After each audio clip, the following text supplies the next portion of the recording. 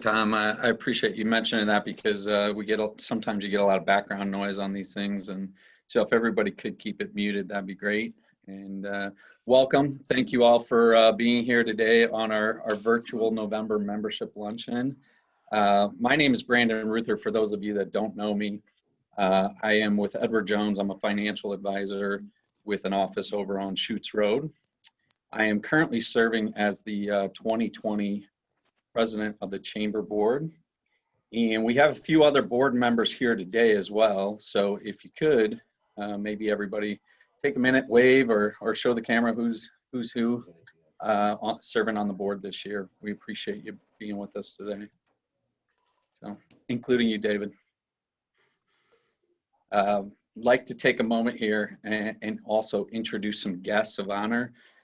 We have from St. Louis County, I don't see him on the screen, but maybe he's on the other screen. We have Tim Fitch. He's with our St. Louis County councilman, and he's from the city of Creve Coeur. Or from the city of Creve Coeur, we also have Harvey Siegel from the Fire Protection District with us as well. In addition to those guests, we have a few new guests that are with us today. We have a Brian Barrios of Midwest Pool Management, if you could wave. Sandra Yelly of Holiday Inn Creve Coeur. Not sure if Sandra, did I say your name right?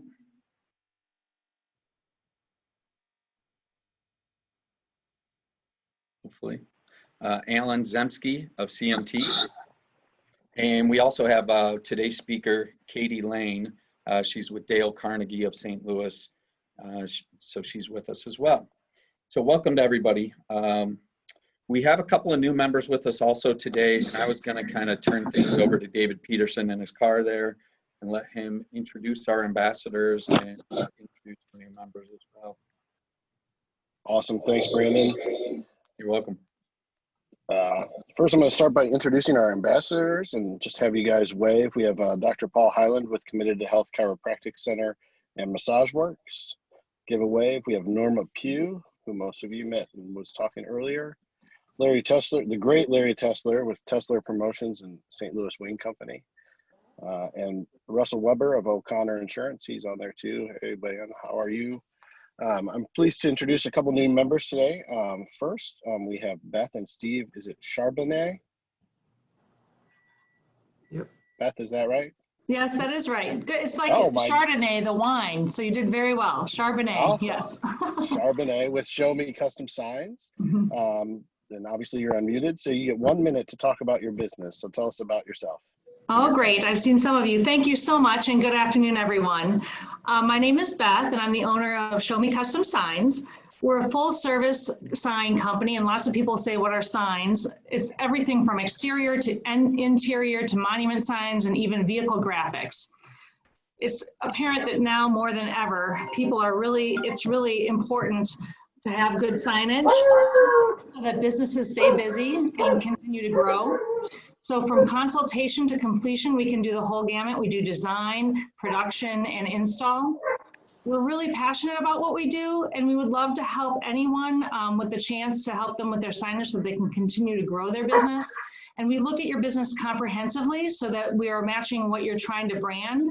And we love doing what we do. So if you or anyone you know needs new signage or is having difficulty attracting new customers, please give us a call. We'd be more than happy to help. And I really appreciate the opportunity to give a 1 minute spiel on here. And again, my name is Beth from Show Me Custom Signs. Thanks so much, you guys. Awesome. Thank you, Beth. And we'll make sure that we get your plaque to you here soon, too. And we look forward to seeing you at future chamber events. Next, we have Sarah Geidelin. Is that right, Sarah? With Grace Church, St. Louis? It's Goldalion. It's hard. You can butcher it every time. It's no big deal. Yes. How did you say it? I'm sorry. Like a seagull and a medallion. So Goldalion. Goldalion. All right. Well, welcome to the chamber. You have 1 minute to talk about yourself and your church.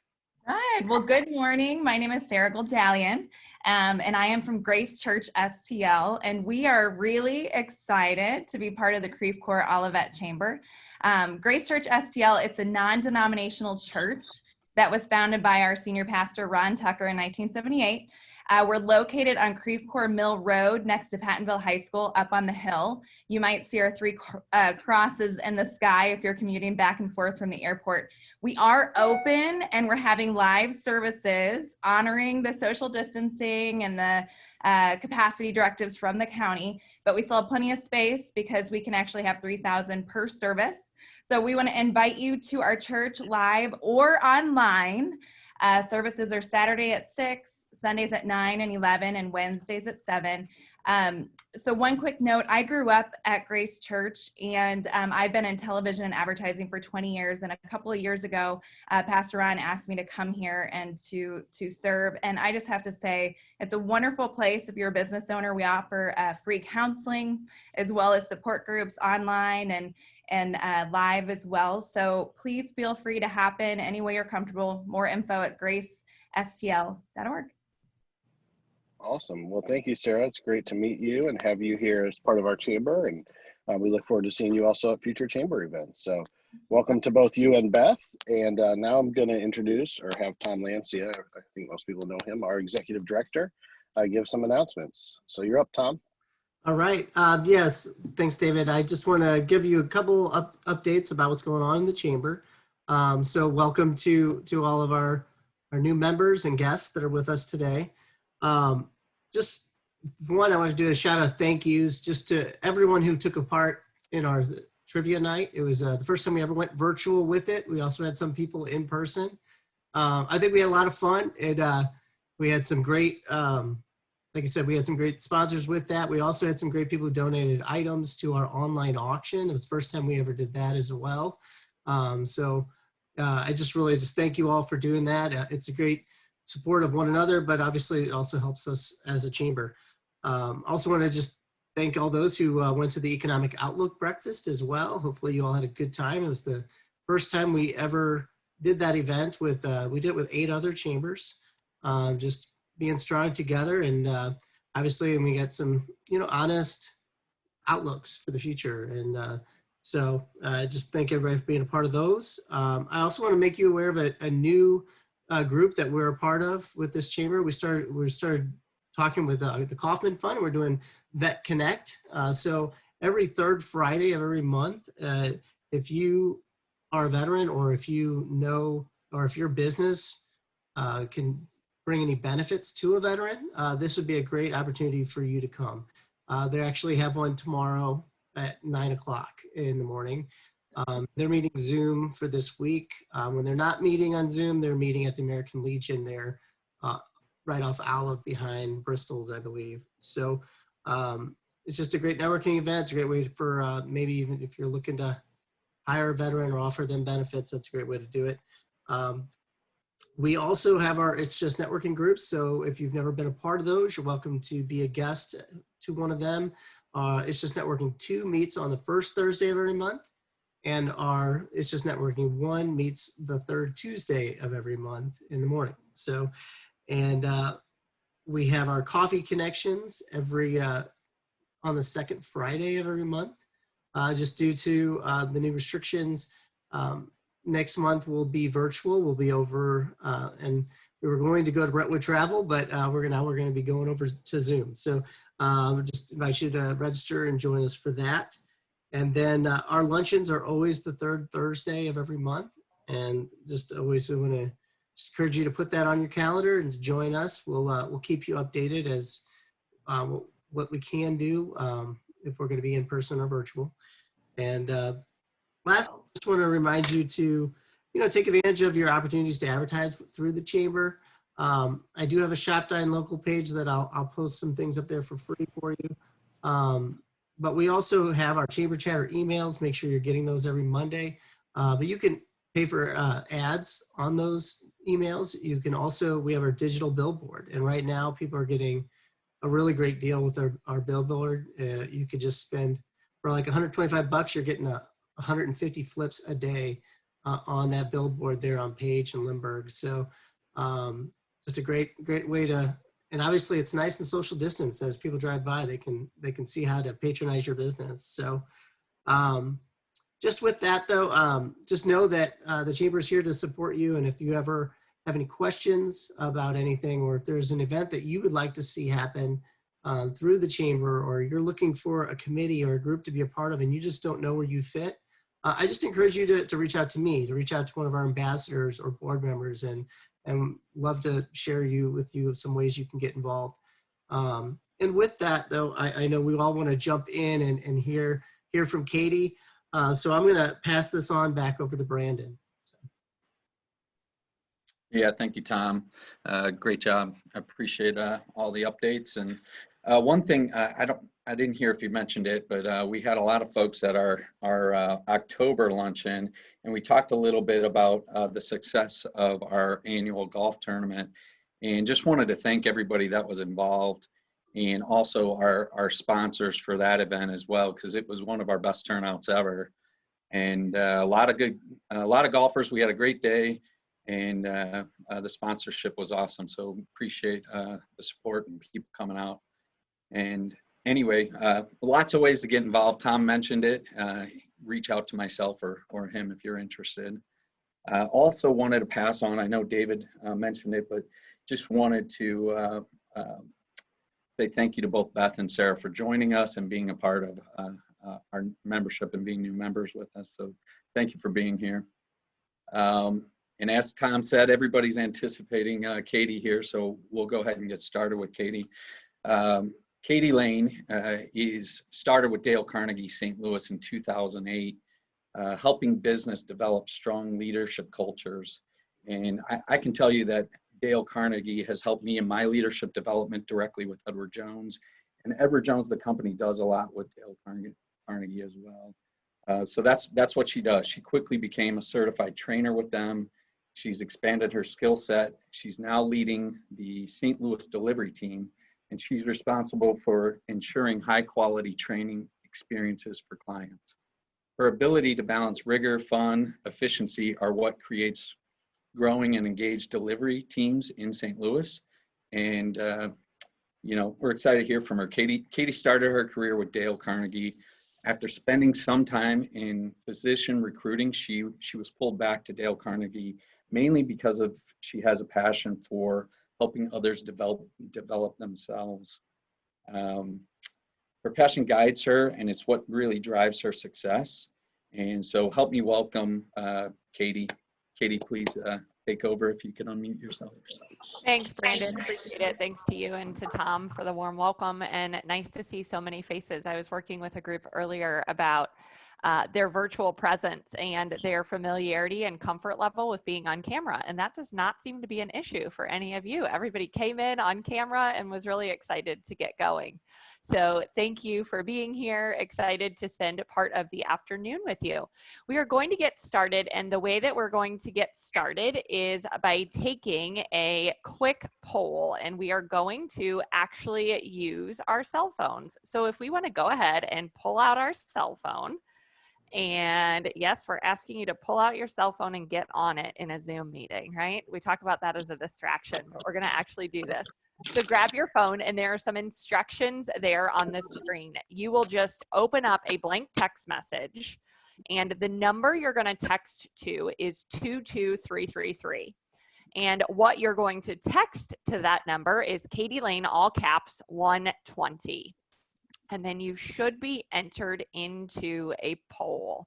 Should give you a quick message back to say you're entered into the poll. So I'll give everybody just a moment to go ahead and do that there. Follow those instructions. Don't worry, I'll put the instructions up again in just a moment. I'm going to share a different screen because we are going to take an electronic poll to try to figure out how productive we have been this week. So the instructions are back up here on the screen again, but go ahead and answer. Are you an A, B, C, D, or E in terms of how productive you're feeling this week? A is going to be like, I'm at a level 1 on a scale of 1 to 5. Like, no, not so much. 3's more middle of the road. 5's like, or an E is like, I am rocking and rolling. So in that text message, if you just want to answer A, B, C, D, or E and hit send, and we'll see where we're at. The live results are going to come in. Okay, we're not doing too bad. Let's see. Again, the instructions are up there at the top of the screen if you need them again. All right, we've got somebody up at a level 5 there. That's pretty impressive. Good stuff. All right. Interesting. Okay.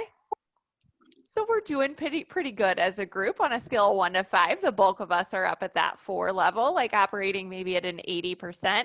And maybe if we asked this question earlier on in the week, we might be a little more fired up. Maybe if we ask it tomorrow, we're kind of on the downhill slope.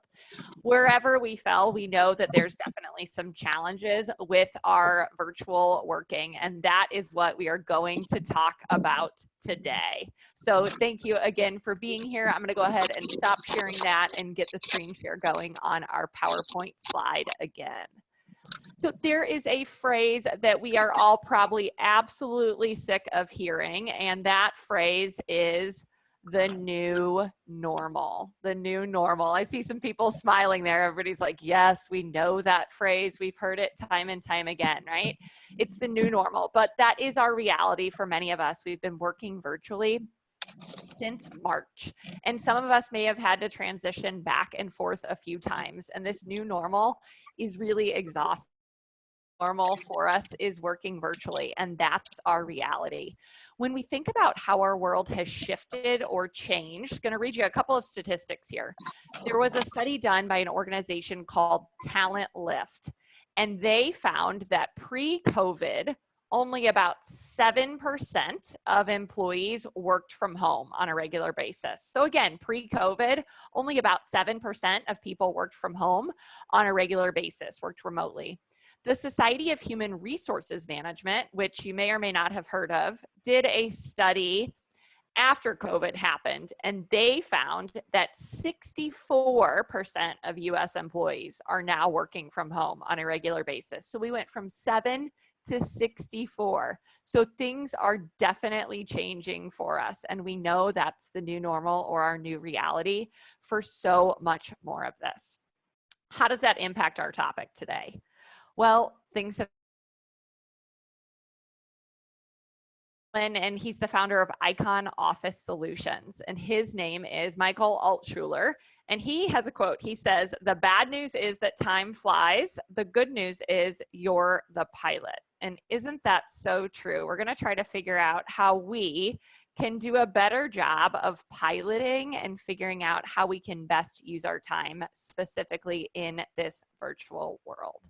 So go ahead and let us know in the chat, just a yes or a no. Do you feel like you're doing a pretty good job of being the pilot of your time right now? Yes, if you think, yeah, I'm doing pretty good. No, if like, I could probably do a little bit of a better job of it. What would you say? All right, we've got Russell says yes. Brian's going so-so. All right. All right, we're getting some yeses. A couple people, maybe some opportunities for improvement. So-so. All right. We are going to get some tips, figure out how we can do it better. And even if we feel like we're doing a pretty good job right now, then, hey, we can always improve, right? Uh-oh, Kirk gives us an not so, kind of middle of the road, right? All right, good deal. We think about why we're even dealing with productivity and time management. There's a phenomenon that exists in business today. We refer to it as today's business reality. And today's reality, some of you are probably under the gun on this one already, is we are being tasked with doing more, doing it better, doing it faster, and doing it with less resources. So this is happening for us today in business. And we know that even more so, it hasn't stopped in this virtual environment. It's not like, oh, all of a sudden we're going to be working virtually. And guess what? Doing it better, doing it faster with less. And even more so in regards to this, there's a unique balance between 3 different aspects when we think about competing priorities and why sometimes it's so difficult to achieve that balance. We oftentimes find that many business decisions are driven by prioritizing one of three things: time, cost, and quality. And when I get a chance to work with organizations, what we usually find is that these things are very rarely in perfect balance. We can usually have 2 out of the 3 of these. It's also common to have none. So for example, maybe we've got a project that needs to get delivered to a client faster. That means the time needs to accelerate. Well, guess what? The quality might go down and the cost could potentially go up because we need more resources. So it's this unique flux and ebb and flow of these 3 things that help us to accomplish things. And it would be great if they were all in complete balance, but we know that they're not. So as you look at these 3 items, time, cost, or quality, we're going to do this in the chat again because it seems like everybody's comfortable with that. Let us know, which one do you think drives the bulk of your business decisions? Are you faced with a lot of deadlines? It might be time. Is it an issue of quality and what you're getting to clients or to customers? Or are you tasked with that, focusing on the investment? All right, Russell says time. So again, the question is, in the chat, which one of these 3 do you think drives the bulk of what you do or the bulk of your business decisions? We'll kind of see where we fall on that.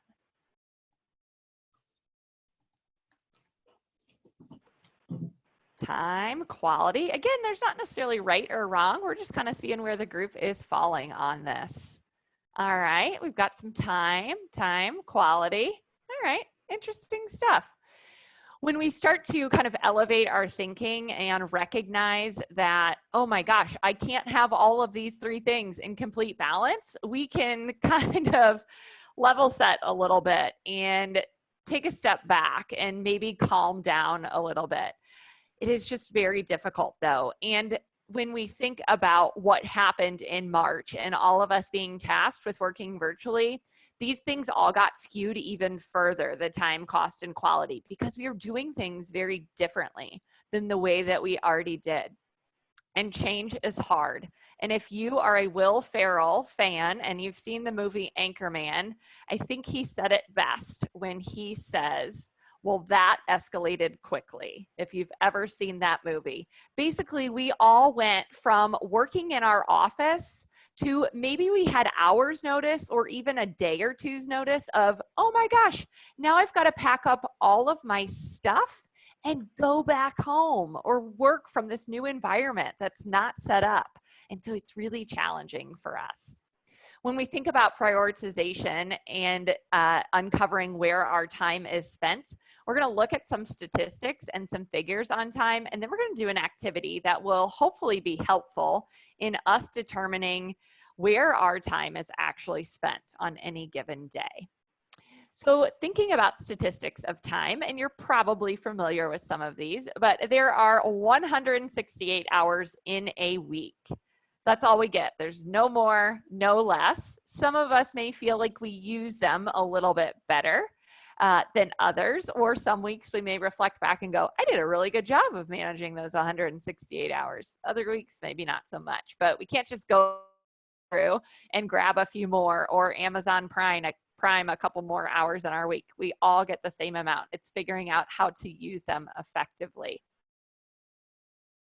About 56 hours a week sleeping. Now that is if you get the required or suggested 8 hours a night. Some maybe more or less, but when you think about how much time we have available to us, on average, about 56 hours of a week are spent sleeping. We spend about 7 hours a week eating. So this is really interesting. And that does not mean that, oh, the time it takes to go to the grocery store or actually prepare the meal or set the table or clean up afterwards. But studies estimate we spend about 7 hours a week eating. So if you're doing the math and tallying these up, you're going to quickly find that those 168 hours diminish pretty quickly. Full-time employees work an average of 8.5 hours per weekday. So you may think, I've got to be clocked in for 8 hours or 9 hours. It's basically saying 8.5 hours per weekday full-time employees spend working. Those lines are a little bit more skewed now that many of us are working remotely. This is where it starts to get scary. The covering from distractions. So we'll talk about distractions here in a couple of minutes. And then it's also estimated that the average person only works for a total of 3 minutes before switching to another task. So some of us may actually be multitasking on this presentation or this call today. Oh no, none of you would ever do that, right?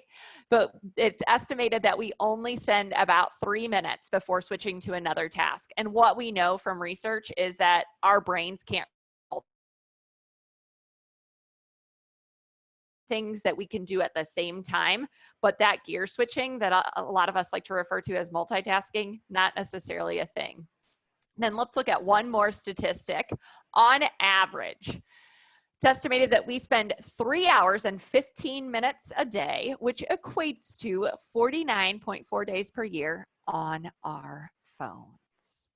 Most people check their phones an average of 58 times per day. So very quickly, when we did that poll earlier, everybody had their phone pretty close and available to them. And we know for a lot of us, that can be a distraction that can hurt our productivity. So in the chat, just let us know what resonates with you out of those statistics. Maybe you look at one and say, wow, that's really surprising. Or maybe you look at another and go, there's no way I believe that. Let us know in the chat what stands out from there. What would you say? And I'm just going to monitor the chat. Minutes, yeah, between switching tasks. Absolutely. What else? That much time to recover. Mm-hmm. The phone is scary. Yes.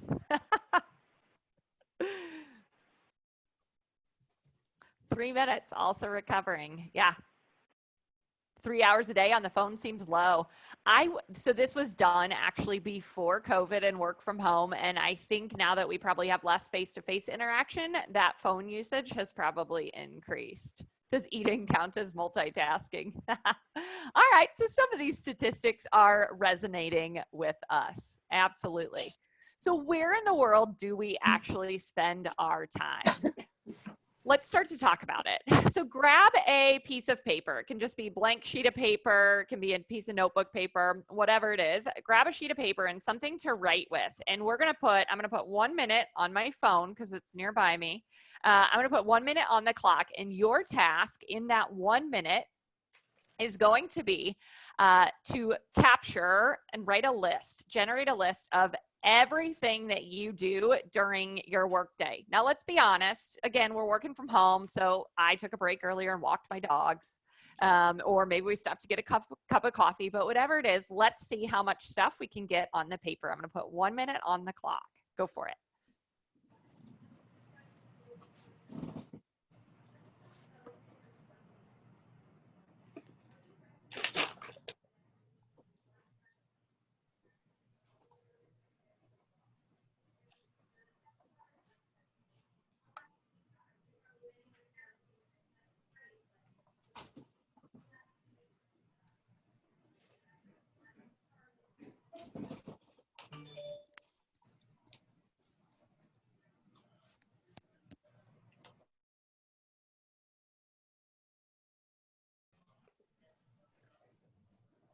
About 20 seconds.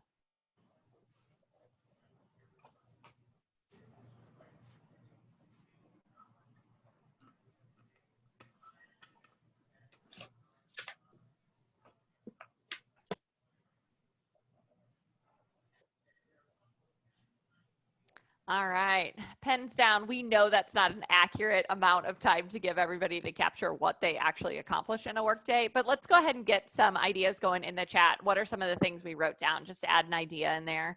We'll see what people were able to capture. Just put one thing that you listed there in the chat and let us know. Meetings, absolutely. I would anticipate a lot of people spend time in meetings. Contacting clients, emails, proposals, absolutely. What else? Outreach to clients, you got it. To-do lists, yeah, checking those things off those to-do lists. So emailing clients, all right, so some similarities. Showings, responding to emails, voicemails, Zoom, phone, all right. So we've got some pretty common themes here, right? Responding to things, client meetings, etc. All right, okay. Good stuff. There you go, Ted. We walked our dogs. There you go. So no matter what we wrote down, and again, we could probably spend more time capturing an accurate representation of our day, we know that some of these things are more important than others. And when we think about categorizing them, there is something called the tyranny of the urgent. Now, I can't take credit for this. It's an original concept developed by a gentleman in the 1960s by the name of Charles Hummel. And he basically said that everything we do on a daily basis, whether it's work related or personal related, can be divided into one of 4 categories. So let's talk through these, and could we maybe become more productive by prioritizing where we spend our time? So again, Charles Hummel, his name's down here in the bottom right-hand corner of the slide. He said there's 4 quadrants. The first quadrant is what we call quadrant 1. So these are things that are important and urgent. Now, these may be important to us. They could also potentially be considered important to someone else. So these are things like if your boss calls and says, hey, drop everything, we've got a client that needs this by 4 o'clock today. It might not be super important to you, but it could be important to somebody else, and it's also urgent. So things like really critical meetings, crisis situations, deadlines, conflicts, things that pop up, those pressing matters, those are in quadrant 1, urgent and important. We can move over into quadrant 2, and these are things that are considered important, but not urgent. So things like maybe not potentially urgent. Long-term strategic planning, prioritizing, building relationships. Those are things that we consider in quadrant 2, important and not urgent. Quadrant 3, we get things that are not quite so important, but they're urgent. Those are those things like those distractions, those phone calls, those interruptions, those emails, those voicemails, the doorbell ringing because Amazon Prime is there again, dropping something off. So those are in quadrant 3. Quadrant 4 is not urgent and not important. So these might be things like, hey, messing around on a game or busy work or junk mail, or when your IM's popping up because you've got a joke going back and forth between your coworkers. Whatever it is, he suggested that we can put the bulk of our activities into one of these 4 quadrants. So take just a moment and look at that list that you generated again. And falling. Is it a quadrant 1, 2, 3, or 4? And let us know in the chat. Do you think the bulk of what you're doing on a daily basis, those activities that you listed, are they falling in a 1, 2, 3, or 4? Ooh, we've got some 2s on here. That's great.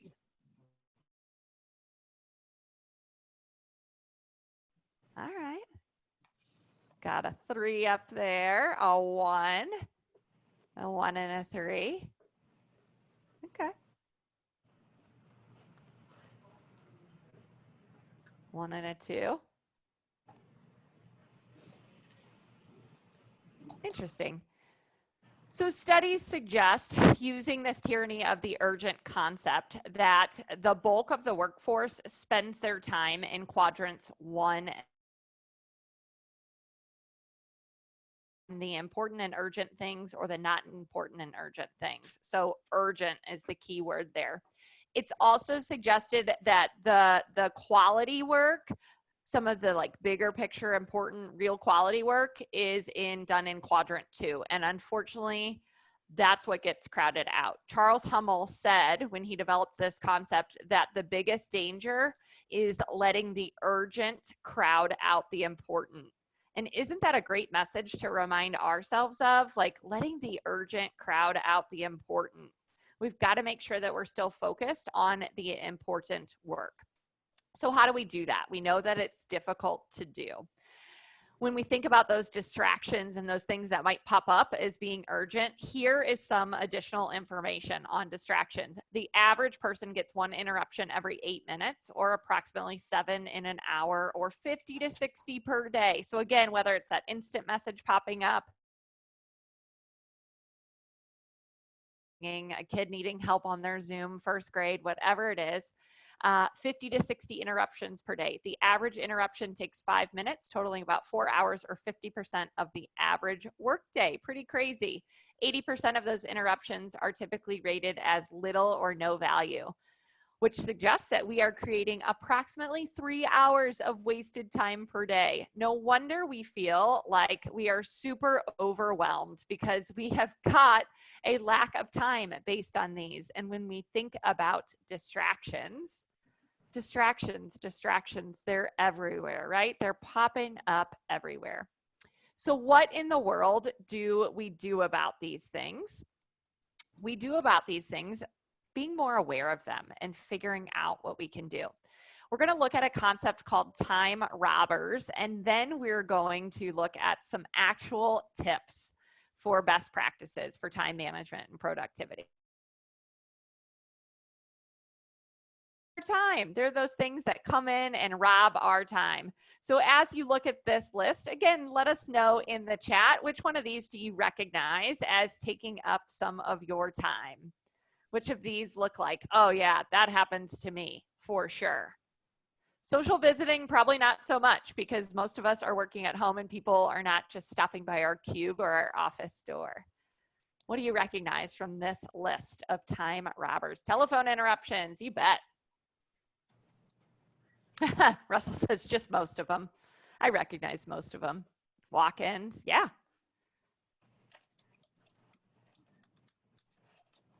So these are real for us, right? All right. Telephone, it sounds like telephone. That telephone's a big problem for us, right? No email time killer listed. That would definitely be one. So these are factors externally imposed. And I'm going to switch this over to Tom and he can send it out afterwards. There's also factors that we have to recognize are self-generated, and these are the ones that we have full control over. So a lot of times people will say, well, I just don't have enough time, right? All these things are happening.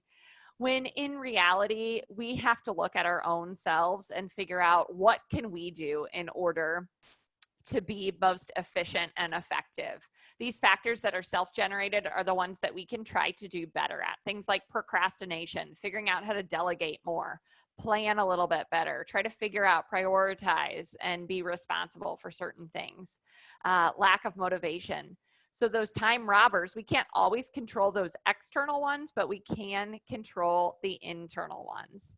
So let's look at a couple of tips for what we can do in order to help ourselves with these self-generated ones. So suggestions for when we are working from home and in this. Somebody mentioned earlier that they overslept today. Hey, we have got to get up early and get moving. For some of you, maybe when this work from home mandate started, it was like, oh, good, I can sleep in a little bit longer. I don't have that long commute. Well, it is suggested that you still get up and get moving and get going and stick to some semblance of your normal routine. Second one, clothes are powerful. So many of us are on camera and dressed professionally. We also know that there are a lot of people who are just kind of hanging out, working on the couch right now, but we know that the clothes can set the tone for our productivity for the day. I've been doing online WebEx trainings for a large corporate client the past couple of months, and without fail, somebody is always in their bed on our sessions. And I just think, get up and get out of bed and get dressed. Tone for your productivity for the day. So clothes are powerful. Third is everybody thrives on a schedule. So while some of us may feel like we're in this weird, I don't know my purpose, I don't know what I'm supposed to be doing today, everybody thrives on a schedule. If even you just make a quick to-do list, yeah, Brandon, no pajama pants maybe, but not a pajama shirt, right? Business on top, party on the bottom, totally fine. Yep, there you go. Everybody thrives on a schedule. Whether or not you say, hey, here's the 3 big ticket items I have to get done today, or you're more of a person like me who I like to print out my actual Outlook schedule for the day, whatever it is, get some kind of schedule going. Designate a work area. When we think about that clear disconnect and shutting down at the end of the day, which we'll talk about in just a moment, actually having a physical space that you can go to and make it feel like work. Some of us might still be at our dining room table or, you know, in the kitchen. When we can, like, we're actually physically present at work and we be more productive. And someone said in the chat, forcing yourself to get dressed up once in a while can make you feel more productive. Absolutely. Upgrade your equipment. If we're thinking about productivity and we think about, do I in my home office setup, or do I in this virtual world have all of the tools that I need in order to make sure things are getting done efficiently? Do I have the quickest internet connection? Do I need to upgrade my camera? Do I need a headset and a microphone? Making sure that our equipment, as well as our team's equipment, is up to snuff with what we're trying to get done. Have a meal and snack plan. And you might think, okay, this is ridiculous. She's sitting on here telling me about a meal and snack plan. But I will tell you, it will squash your productivity if you are just constantly getting up and going to the kitchen and getting more snacks, right? I have made it a rule that I'm working in my guest bedroom right now, but I have made it a rule that is consumed in here. One of the worst things we can do for our productivity is to spend all our screen. It takes away from that actual break time. We know that actually taking a break to eat lunch or to have a snack, even if it's just 10 minutes, can really help us to refocus and recalibrate. And the last one is powering down. So again, many of us are forced with staggering our schedules, or maybe, you know, working for a block here and a block there.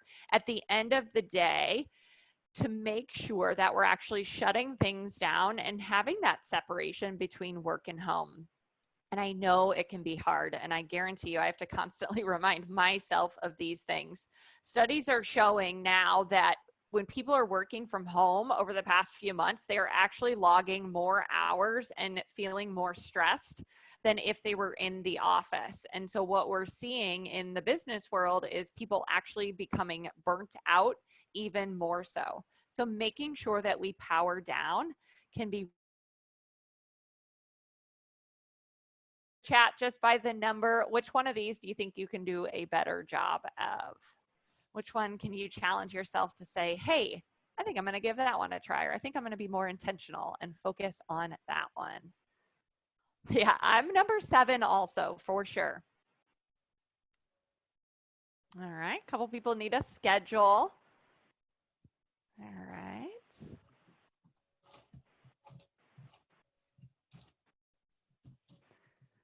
Looks like we are all very similar. We're all of the, I got to power down at the end of the day, right? But we know, again, that designation and that real clear break can actually help relieve our mind and help to make us a little bit more productive. Yeah. All right, so let's look at just a couple more tools and then we'll start to wrap it up. And we've got a couple of questions, or a couple of minutes for Q&A. So some time management tools, and some of these tie into these 7 tips that we've talked about. Some of them are completely different. But when we think about effective time management, there's a couple of things that we're going to talk through. The first is time logs. So it has been suggested that if you really want to get a clear picture of where your time is spent, that you actually force yourself to create a time log. Whether or not that's for a day, it's suggested for a week, and that actually takes time. But if you want to understand where your time is spent, you've got to do some research and actually say, okay, I spend this amount of time on phone calls, this on emails, etc. In order to be more effective and efficient, you've got to get a clear picture of where your time is spent. So that is one. The second is to block time. Now, this is one that I'm a huge fan of, and saying, hey, you know what? I am going to block my schedule out for 2 hours. And during those 2 hours, I am going to make phone calls. I'm not going to make any phone calls outside of that, but I'm going to do that 2 hours, block time. That ties into that next one there, which is batching tasks and really sandwiching together, pairing together items that are very similar. When we think about switching gears or those distractions, we're going to be more effective and efficient when we block time and we put everything that's similar together. So if we are constantly referring to, for example, that email icon that pops up on our desktop, and every time that pops up, we go down and we see who emailed us, that is going to lose us a lot of time. If we can say, hey, for 2 hours, I'm going to focus on my email, and then for another hour in the afternoon, that's really batching tasks and blocking time. And on our schedules, letting other people know that we're going to reserve that time for those specific activities. Priority lists are a couple of things that we've discussed earlier as well. So saying, hey, you know, if nothing else at the end of today, here's the top done. These things have to get off my to-do list. Some techniques you've probably heard of are doing like an A, B, and C list, or a 1, 2, and 3 list, creating priority lists. And then the last thing that can be really helpful in freeing up our own time is if we are a leader and we have people to delegate to, allowing other people to help us. It does a couple of great things. One, it can help to grow somebody else's skill set. 2, it can actually free up a lot of our time. Sometimes it takes a little bit longer on the front end. It's the old teach a man to fish analogy, right? But that delegation can be really helpful for us as well. So as we think about wrapping up, I think we're almost at time. We do have just a couple of minutes for questions and answers. So I'll go ahead and toss it out to the group and try to keep an eye on the chat. And also if anybody wants to come off mute and ask us any questions, just go ahead and let us know. And then I'll leave you with a quote and a way to contact me before we officially end. But who has the first question?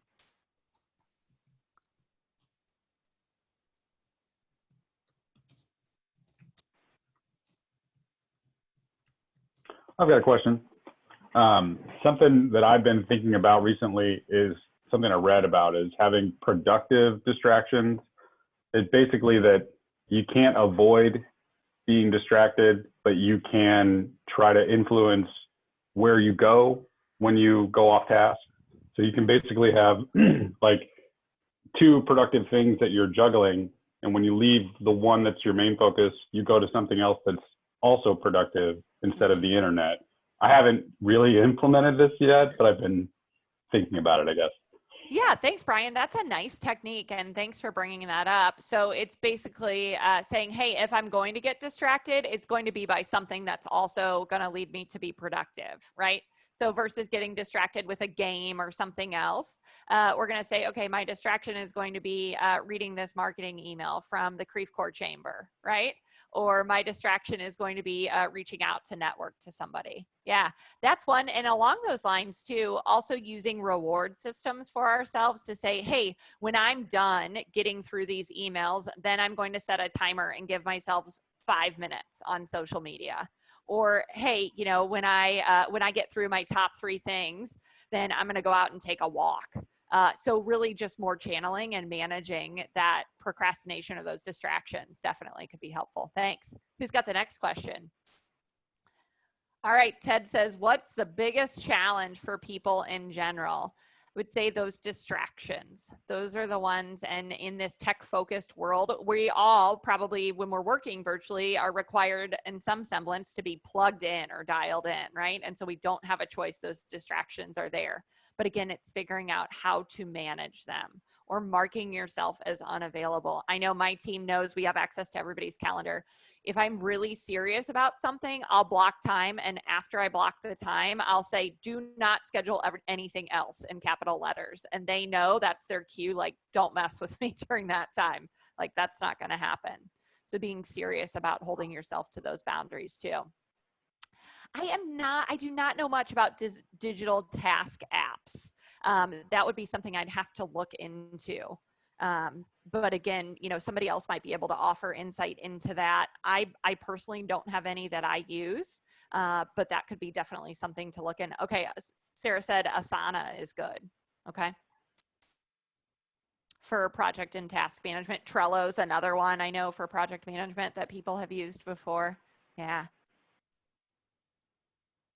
Who's got the next question? You know, in your time management tools, what do you find to be like, if you're going to start with one, I think is usually the easiest for people to start with. I would start, Tom, thanks for that. So the question is, what's a good place to start? I would suggest blocking time. I was going to say time logs. That's really understanding where your time is spent, but play around with blocking time. Say, hey, I'm going to, tomorrow I'm going to block out an hour for X, Y, and Z and see how that goes. And like actually set your timer and do it. I'll do that for myself. If I block time, I actually set the timer on my phone and I don't allow myself, or I try not to allow myself to do anything else. Like I'll go to pick up my phone and look at something or go to send an email and I'm like, no, this is my hour to do this. So I would suggest that's a really simple place to start to get a feel for, hey, what do I need in order to be most productive? Yeah. Katie, can you share any tricks you might know of holding yourself accountable? You mentioned you try to do this, and I find myself time blocking, and then I get away from it, and then I go back 2 weeks, 3 weeks later, and I go, I got to do my time block, but I don't have a good trick to hold myself accountable to stick to my time block. Yeah. So thanks, Brandon. Again, it's that self-accountability, and somebody actually mentioned, having a visual reminder of it or having a visual goal board. That could definitely be something. So maybe it's as simple as, putting a Post-it up and saying like 1 hour, or putting a visual cue that you're going to see that just says email, to know like, hey, that's what you're working on. Almost like you're creating a flashcard for yourself of, what specifically you're working on at that specific moment. I would say that would, yeah, the visual cue would be the best. And then the other thing that really drives accountability up is to let somebody else know that you're working on it. Tell a coworker or somebody that's at home with you, basically saying, hey, hold me accountable. Like, don't let me come out of that room until an hour's up, or don't, hold my phone for me for the next 45 minutes. So when you tell other people about it, we know the accountability goes up. Yeah. That's good. I had a quick question, Katie, about how, if you have employees or co-workers that you're working with, how best to approach perhaps suggesting some of these methods for them as well, because we all kind of have struggles, but I think it can be, I'd just be interested in your views on how you approach it with your teams. Yeah, absolutely. So one of the best things, and this goes across the board when you're trying to implement something, people don't like to be told what to do, right? That's just the nature of the beast. If you go back to your team and you go, hey, I need for you to start logging all of your time because you're not being productive, like that's not going to go over very well, right? So one thing that we would suggest is to let them know that you're working on it. Maybe you say, hey, one of the things I'm really working on is being more productive or increasing my productivity. I find that I've been getting distracted a lot. So one of the things I'm going to try is blocking my time. Do you want to try one of these tools with me? Or do you think that sounds interesting to you? Or even, hey, it would be great if I had a partner doing this. So, be transparent. Let them know you're working on improving your own skills as well. And then see if there's something that they want to try. Because again, taking that directive approach is probably not going to go over as well. Take a more collaborative approach, right? Because we don't have all the answers. I was, told you all, hey, I'm trying some of these things myself. So that would be a suggestion for how to handle it. Do you see anybody using, remember the old days used to be Franklin Day Planner? Do you see anybody doing day planners online for management? I have a good friend who actually still uses a hard copy day planner, and I kind of laugh at her, but she loves it, and good for her. I think most people use whatever email application they've got, or that's what we typically see. I do not see most people using like an online system, more like an Outlook, Office 365, whatever your email is through, just because if you can get it to tie into those things, that's really helpful. Yeah. Man, good questions. Sarah's got a good suggestion in there too. Status report for each week. Nice. After you have kids, you forget easily if you don't. Yeah, unless you write everything down. I completely agree. Absolutely. Hey, I think we're almost out of time, and I want to be respectful of everybody's time since this was all about time, right? We can't go over on our time. I don't want to do that. So I'm going to leave you all with a quick quote, and then I'll put up my contact info if you've got any questions or want to connect on LinkedIn. There's a gentleman by the name of Brian Mazza, and he is the founder and CEO of something called High Performance Lifestyle Training.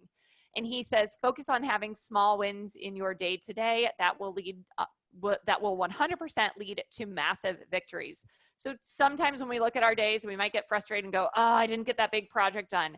Guess what? If overall we're getting some of the smaller things done, it's going to lead up to and contribute to those bigger victories. So I will put my contact info up here on the screen. There's my email address. If you are a person that's on LinkedIn, that is a QR code. So if you just hold up your camera, they'll take you to my LinkedIn profile, and happy to connect with all of you. So Tom and Brandon, thanks for having me. I'm going to toss that back over to you guys to kind of officially close things out. Yeah, I appreciate it, Katie. That was awesome. I really appreciate everything you went over, and it seemed like from the chat, everybody got a lot out of your presentation, and we appreciate you being flexible and moving to the Zoom as well. Happy to do it. I know we were going to do this all face to face, so thank you very much. And you know, I think your insights and some of the ways that you shared to be productive in our new virtual world really are great, but I think almost all of them can apply even to when folks get back into the office. Absolutely. So I really appreciate everything you said. That's all we had for today. Our next meeting, I know Tom's got it scheduled for December 17th, and he's going to let everybody know through the chamber chatter emails that everybody gets whether that meeting's going to be in person. I would guess that most likely we'll be doing another Zoom. This seems like a great way for everyone to get together. And we'd love to hear your feedback on things we can do differently, but this seems to be a good way to get together here. I want to wish everybody a happy and safe and healthy Thanksgiving, and have a great, productive rest of your week. Thank you very much. Thanks, guys. Yeah, and I just say thank you and all the best. I will also share. I'll do a follow-up email with you with the presentation, and then whatever Katie sends me, I will also share that as well with everyone. So thanks again. I think one of the things that makes us productive is each other. So thanks for being here with each other, and we'll be in touch. Nice to meet you guys. Happy Thanksgiving. Bye, everybody. Thank you. Katie, thank you. Thank you. Thank you, Katie. Hi, everyone.